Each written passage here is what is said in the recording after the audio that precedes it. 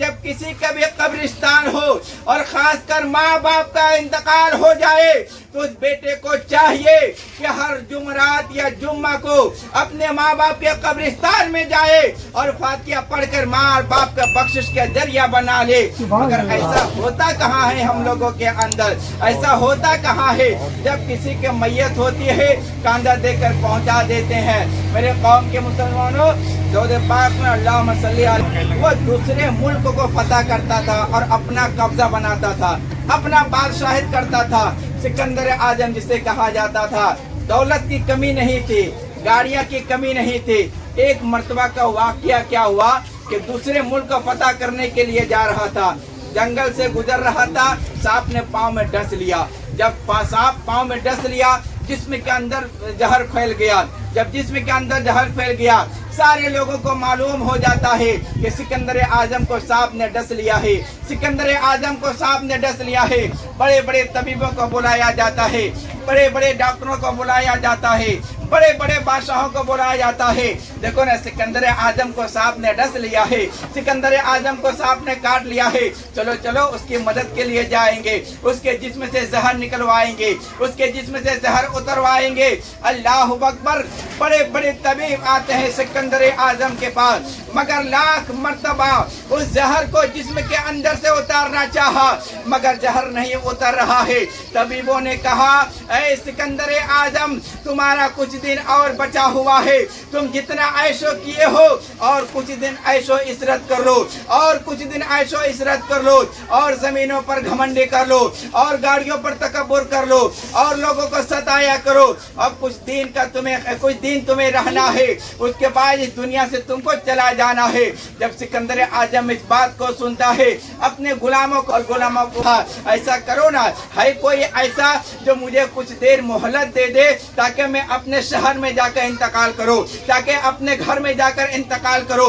मेरे कौम के मुसलमानों, इस जगह से एक पैगाम देना चाहता हो, सबसे बड़ा खुशनसीब इंसान वो होता है जो अपने भाई के सामने इंतकाल करता है, अपने बाप के सामने इंतकाल करता है, अपने बहन के सामने इंतकाल करता है, अपने औलाद के सामने इंतकाल करता है, अपने घर के सामने इंतकाल होता है। वो खुशनसीब इंसान होता है। जब सिकंदर आजम ने कहा थोड़ा सा मोहलत हमें मिल जाए ताकि मैं अपने घर चला जाऊं और वहां पे मरूंगा तो अच्छा होगा, वहां पे इंतकाल हो जाऊंगा तो अच्छा होगा।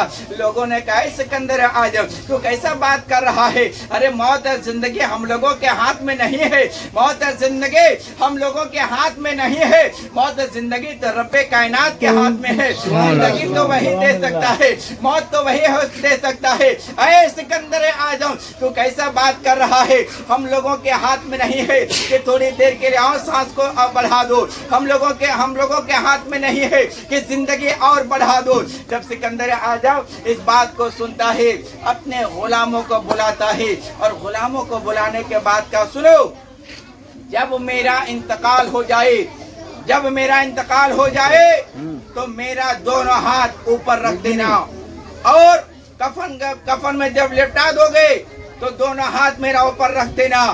गुलामों ने कहा, सिकंदर आजम आप कैसे बात कर रहे हो?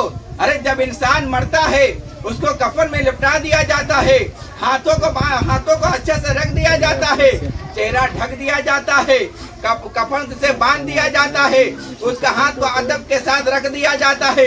ऐ सिकंदर आजम तो कह रहा है मेरा हाथ ऊपर रख देना, इसका मतलब समझ में नहीं आया, इसका मंशा समझ में नहीं आया। सिकंदर आजम कहने लगा, ऐ गुलामों सुनो, मेरा अंदर तकब्बुर था, मेरे अंदर गुरूर था, मेरे अंदर गुरूर था, मेरे अंदर तकब्बुर था, मेरे अंदर घमंडे था। मेरे अंदर घमंडे इस बात पर थे कि मेरा मकानात बहुत है, मेरा गाड़ियां बहुत है, मेरे जमीन बहुत है, मैं लोगों पर जुल्म किया करता था। मगर सिकंदर आजम यहाँ से एक पैगाम देना चाह रहा है कि सिकंदर आजम कितना बड़ा बादशाह था, मगर जब उसका इंतकाल हो गया है उसका दोनों हाथ खाली जा रहा है, मकानात यहीं छूट रहा है, गाड़ियां यहीं छूट रही है, जमीन यहीं छूट रहा है, भाई यहीं छूट रहा है, बहनें यहीं छूट रही है, बाप यहीं छूट रहा है, बहन यहीं छूट रही है।